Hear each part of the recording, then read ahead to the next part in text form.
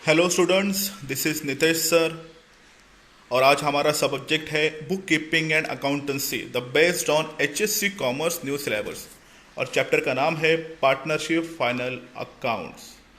बहुत स्टूडेंट्स को in chapter के थ्योरी क्या होते हैं, कॉन्सेप्ट्स क्या होते हैं, अभी भी उनमें सब डाउट्स हैं।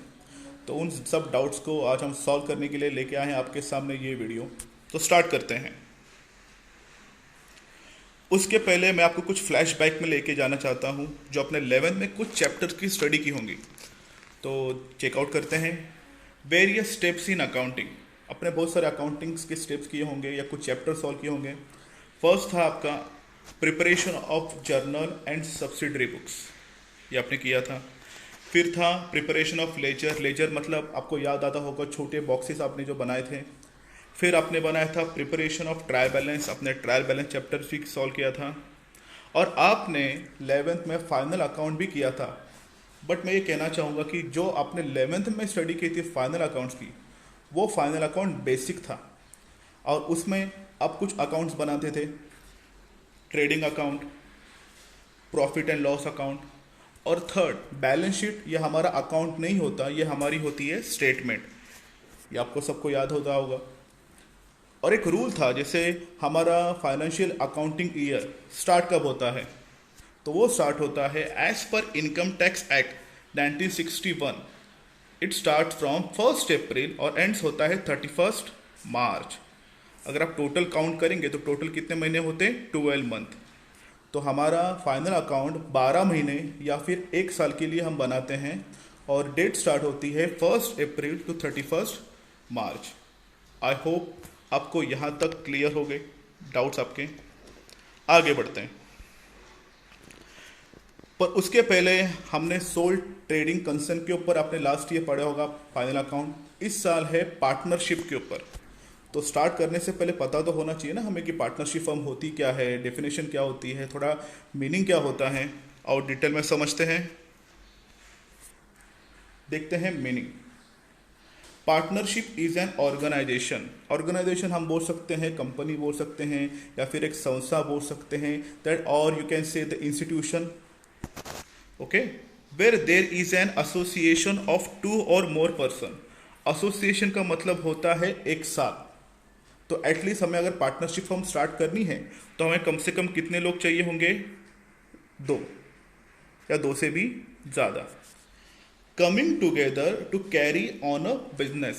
अभी 2 और 2 से ज़्यादा लोग एक साथ क्यों आते हैं, क्योंकि उन्हें सबको मिलकर बिजनेस करना होता है।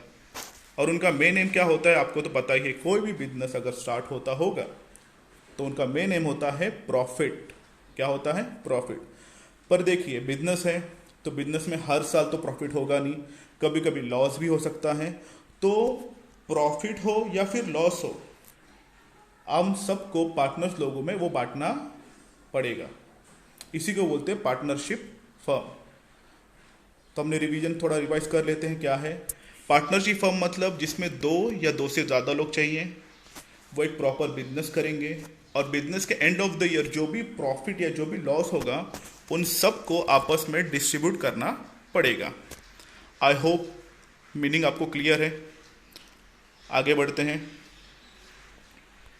अब देखते हैं डेफिनेशन। क्या देखते हैं, डेफिनेशन, उसको हिंदी में हम बोलते हैं परिभाषा।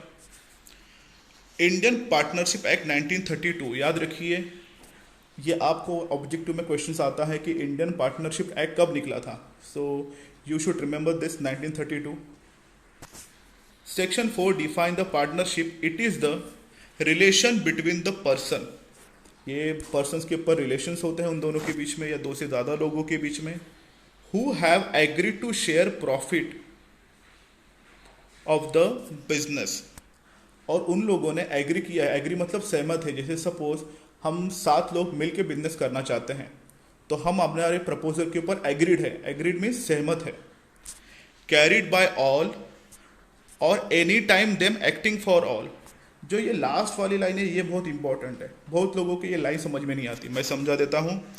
Business carried by all. Carried by all का मतलब होता है हम सपोज 7 पार्टनर है तो सातों मिलके बिजनेस करेंगे। ओके, ये होता है कैरिड बाय ऑल। सेकेंड चीज़, कभी कभी क्या हो जाता है, देखिए बिजी शेड्यूल होता है। बिजी शेड्यूल की वजह से कुछ पार्टनर्स बिजनेस में आ नहीं पाते, अपना टाइम नहीं दे पाते।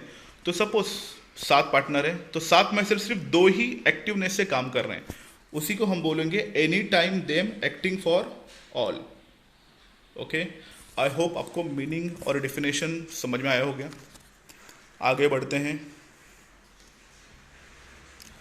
अब बात करते हैं 12th के पार्टनरशिप फाइनल अकाउंट के बारे में। इस साल हमें कौन कौन से अकाउंट बनाने पड़ेंगे, थोड़ा सा इसमें अपडेट है, एडिशंस है।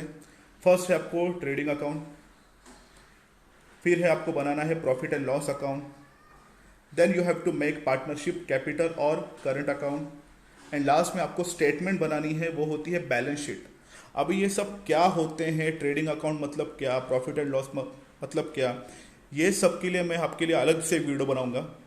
फिलहाल के लिए ये वीडियो में हम सिर्फ देखेंगे बेसिक्स।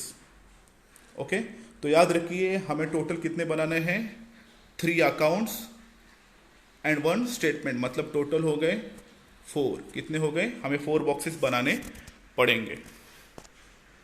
आगे बढ़ते हैं।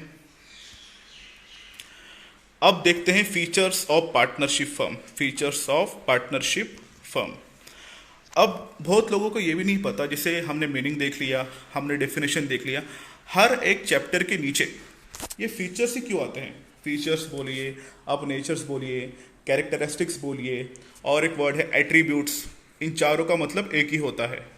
तो फीचर्स हर एक कॉन्सेप्ट के नीचे आने का कारण यह है कि आपको वो कॉन्सेप्ट और डिटेल में समझ में आए, इसलिए हर एक चैप्टर के नीचे क्या होते हैं, उसके फीचर्स।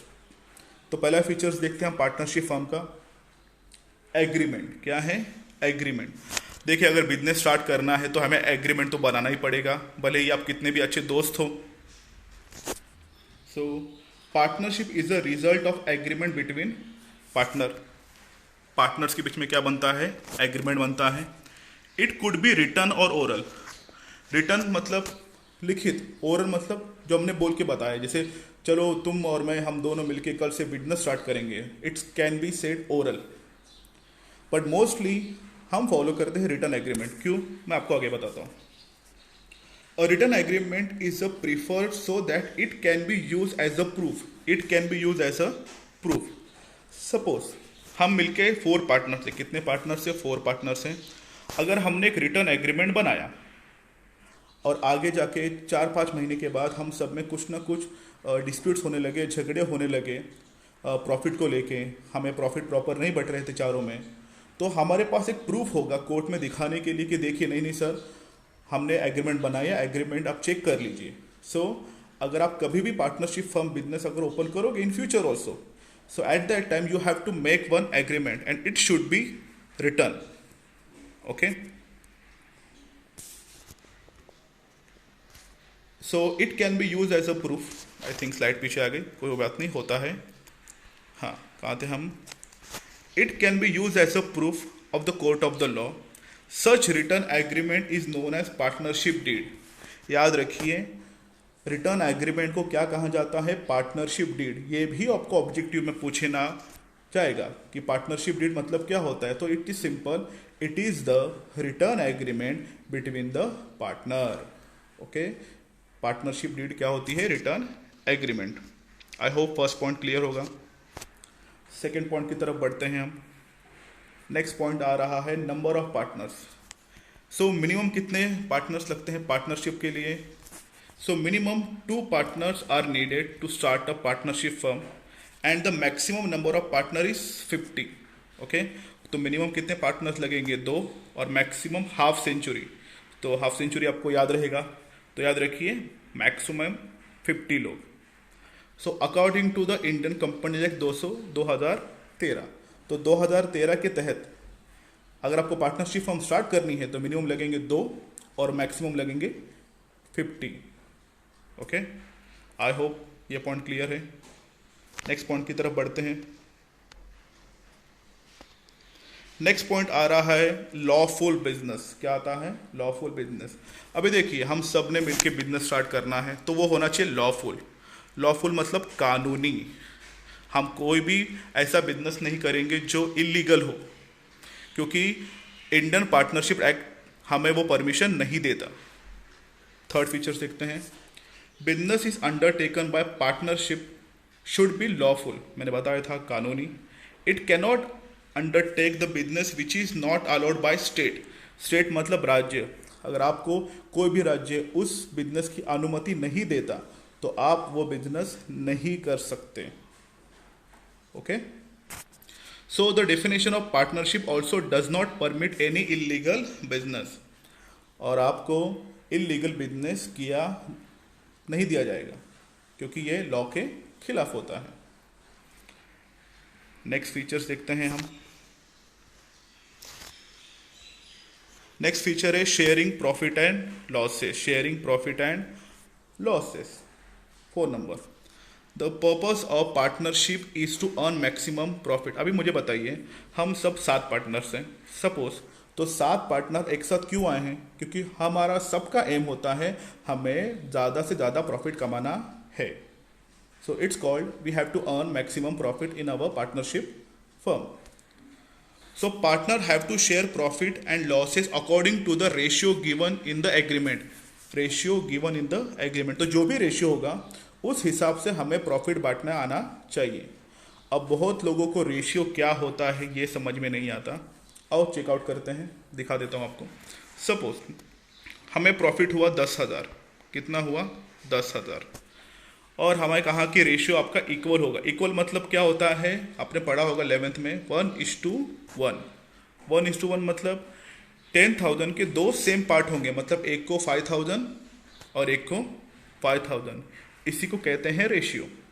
तो हमें जब भी हम पॉइंट नंबर 1 बनाते हैं मतलब एग्रीमेंट वाला, तब हमें हमारे पार्टनरशिप फर्म का रेशियो डिसाइड करना आना चाहिए। ओके, तो रेशियो हर बार 1:1 ही नहीं होता, कभी कभी 2:1 होता है, 5:3 होता है। डिपेंड करता है आपके अंडरस्टैंडिंग के ऊपर कि आपको रेशियो क्या दिखाना चाहते हैं। आगे, if the agreement silent. Silent का मतलब होता है कि एग्रीमेंट में किसी भी प्रकार का रेशियो का उल्लेख नहीं किया गया होगा, तो उस वक्त हम क्या करेंगे? मैंने अभी आपको बताया, if the agreement is silent about the ratio then profit and loss should be given equal. Should be given equal मतलब जो भी पार्टनर्स होंगे, 4 पार्टनर हो या फिर वो 5 हो या फिर वो 6 हो, सब में प्रॉफिट इक्वल बटा जाएगा। So we can distribute profit equally among the partners. I hope आपको 1 to 4 पॉइंट्स समझ में आए होंगे। अगर कुछ डाउट्स होगा तो आप कमेंट सेक्शन में हमें पूछ सकते हैं। आगे बढ़ते हैं।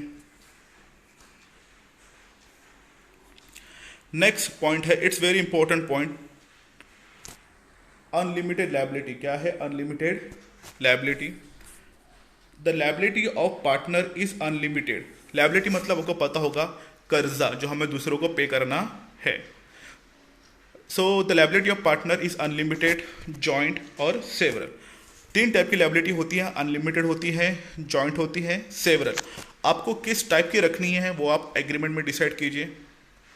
Okay, partners are liable to till the last rupee in their pocket.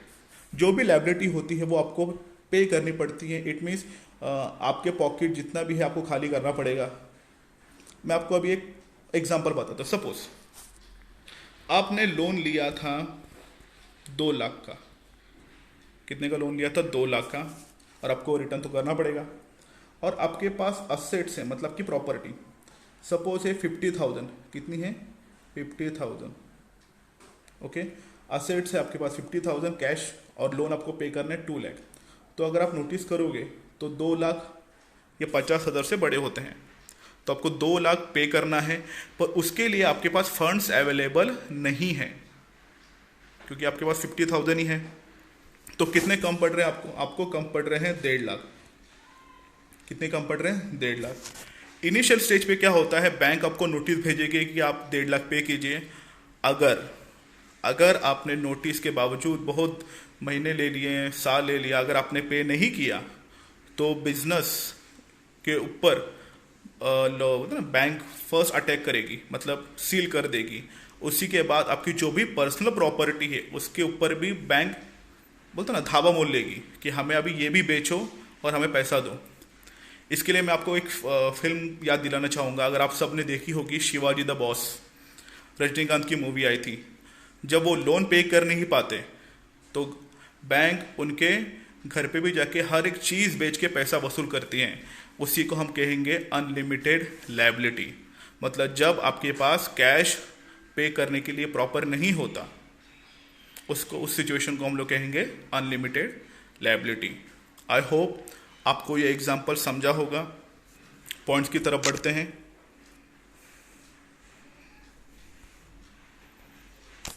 देखिए मैंने क्या बताया था। If assets of business is not sufficient to pay the liability, मैंने बताया ना 50,000 ही हमारे पास असेट्स है और हमारी लायबिलिटी कितनी है, 2 लाख है। Then the personal property of partners can be used. याद आया शिवाजी द मूवी। तो आपके पर्सनल प्रॉपर्टी के ऊपर भी अटैक हो सकता है। सबसे पहले बिजनेस प्रॉपर्टी, अगर उससे पैसे वसूल नहीं हुए तो आपके पर्सनल प्रॉपर्टी मतलब आपके घर पे बाइक हो, कार हो, सब उठा के बैंक्स वाले सोल्ड कर देंगे और उससे अपना पैसा कवर कर लेंगे। ओके, आगे देखते हैं। If any one of the partner is declare insolvent, insolvent का मतलब होता है कंगाल। सपोज हम टोटल कितने पार्टनर है, 7 पार्टनर है। 7 में से 2 पार्टनर्स हो गए इंसॉल्वेंट। क्या हो गए, इंसॉल्वेंट, मतलब पैसे ही नहीं उनके पास। तो 7 में से अगर 2 गए तो कितने पार्टनर्स बचेंगे, 5। तो ये पांचों पार्टनर्स को मिलके इन 2 पार्टनर्स की हेल्प करनी पड़ेगी या फिर उनका लोन हमें पे करना पड़ेगा। ओके, ये बता रहा है लास्ट लाइन। देखते हैं। देखिए, if any one of the partner if any one of the partner is declare insolvent, अगर कोई भी कंगाल हो गया, then his liability will be borne by the solvent. Solvent मतलब क्या, जिनके पास पैसे हैं वो अपने कंगाल पार्टनर्स को मदद करेंगे या फिर उनकी लायबिलिटी उन्हें पे करनी पड़ेगी। ये बहुत इंपॉर्टेंट पॉइंट है। It's called unlimited liability. Next point है रजिस्ट्रेशन। रजिस्ट्रेशन मतलब जैसे आपको कैसा बर्थ सर्टिफिकेट मिलता है, वैसे ही बिजनेस का भी एक सर्टिफिकेट होता है, that is called registration certificate. देखते हैं डिटेल में। Registration of partnership firm is compulsory. Compulsory है मतलब ऐसे नहीं कि आपने बिजनेस में बोर्ड लगाया और आपने बिजनेस स्टार्ट कर दिया। No, you have to register your business. So compulsory only in the state of Maharashtra में ये कंपलसरी है। अब ये स्टार्ट कब से हुआ है, विथ इफेक्ट फ्रॉम 1 अप्रैल 2005 से स्टार्ट हुआ है। इट मीन्स महाराष्ट्र में आपको 2005 से ये नियम लागू कर दिया है कि आप विदाउट रजिस्ट्रेशन के पार्टनरशिप फर्म का बिजनेस स्टार्ट नहीं कर सकते। Okay, registration of partnership firm is optional. It means the firm may और मे नॉट बी रजिस्टर्ड, मतलब कभी रजिस्टर्ड कीजिए या रजिस्टर्ड ना कीजिए, बट महाराष्ट्र में कंपलसरी है। Registration of the firm merely certificate is existent and it is the process of entering the name of partnership firm. तो रजिस्ट्रेशन मीन्स क्या होता है, मैं आपको एक बता देता, सिंपल एक सर्टिफिकेट होता है। उस सर्टिफिकेट में टॉप में आपके बिजनेस का नाम होता है, आपका बिजनेस आपने कभी सेटअप किया, आपके बिजनेस में आप क्या बिजनेस करने वाले हो, कितने पार्टनर्स हैं, ये सब डिटेल उस रजिस्ट्रेशन में होती हैं। ओके, तो हमने पॉइंट नंबर 6 में क्या देखा कि रजिस्ट्रेशन आपको करना ही पड़ेगा। नेक्स्ट पॉइंट देखते हैं हम। नेक्स्ट पॉइंट है joint ownership and management. Joint ownership इसलिए बोला गया है, ओनर मतलब होता है मालिक। क्या होता है, मालिक। अभी हम टोटल कितने पार्टनर है, 7 सपोज। तो हम 7 ही ओनर हैं, ऐसे नहीं कि हम 5 ओनर है तुम 2 ओनर नहीं हो, हम 4 ओनर है आप ओनर नहीं हो, नहीं। हम सब ने कैपिटल इन्वेस्टमेंट किया है, तो जो भी ओनर हम सब हैं। और मैनेजमेंट मतलब पूरा बिजनेस भी हम सब मिलके संभालते हैं। इट मीन्स शॉर्ट में अगर मैं कहूँ तो हर एक पार्टनर्स को हम इक्वल इंपॉर्टेंस देंगे। देखते हैं पॉइंट के अंदर, each partner is a joint owner of the property of the firm. हर एक का अधिकार है प्रॉपर्टी के ऊपर। So no partner can use property for personal use. आप ऑफिस के जो भी प्रॉपर्टी होंगे उसे पर्सनल यूज नहीं कर सकते। ओके, पर फिलहाल कभी कभी आप कर भी सकते हो, but at that time you have to take the permission of other partner. अगर किसी को बिजनेस की कार लेके जानी है यहाँ वहाँ, तो वो हमारी परमिशन उसे निकालनी चाहिए, but without permission you can't do that. आगे जाते हैं। All partner have equal rights in managing firm, हर एक को इक्वल राइट्स होता है, जैसे मैंने आपको ऑलरेडी कहा है। So all the partners are jointly responsible for the management.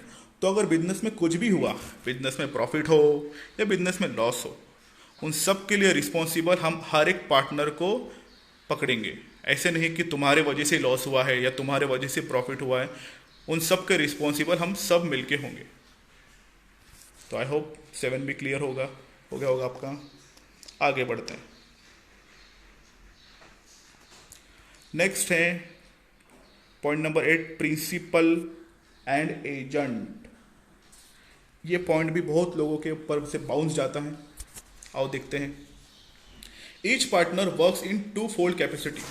अब मैं आपको बता देता हूँ कि हर एक पार्टनर के 2 रूप होते हैं, सिंपल में याद रखिए, दैट इज प्रिंसिपल और एजेंट। उस रूप के 2 नाम होते हैं, प्रिंसिपल या एजेंट।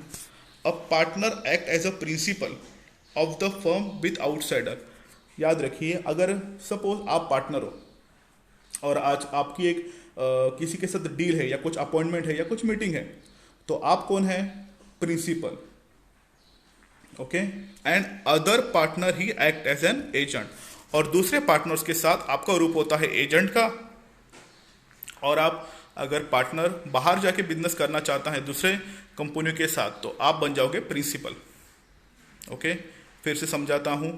प्रिंसिपल मीन्स अगर एक पार्टनर बाहर वाली कंपनी के साथ डील करने जाएगा पार्टनरशिप फर्म के बिहाफ में, तो उसे कहेंगे प्रिंसिपल। और अगर पार्टनर्स के अंदर ही रहेगा तो उसे हम कहेंगे एजेंट। ओके, लास्ट पॉइंट है डिसोल्यूशन। डिसोल्यूशन मतलब होता है जहां पार्टनर्स हैं, जहां ज़्यादा लोग हैं, वहां तो झगड़े, मिसअंडरस्टैंडिंग्स होंगी ही। उसके ऊपर भी कुछ हैं। सो partnership firm can be dissolve. Dissolve का मतलब होता है बंद पड़ देना, जैसे हमें पार्टनरशिप फर्म चलानी ही नहीं है, डिसॉल्व खत्म करनी है। Dissolve through the agreement between the partner. हम लोग डिसॉल्व भी कर सकते हैं एग्रीमेंट के through. If a partner wants to close the firm, अगर कोई चाहता है कि बंद करने, and can dissolve the firm by giving 14 days notice. 14 days notice, याद रखिए, बहुत इंपॉर्टेंट पॉइंट है।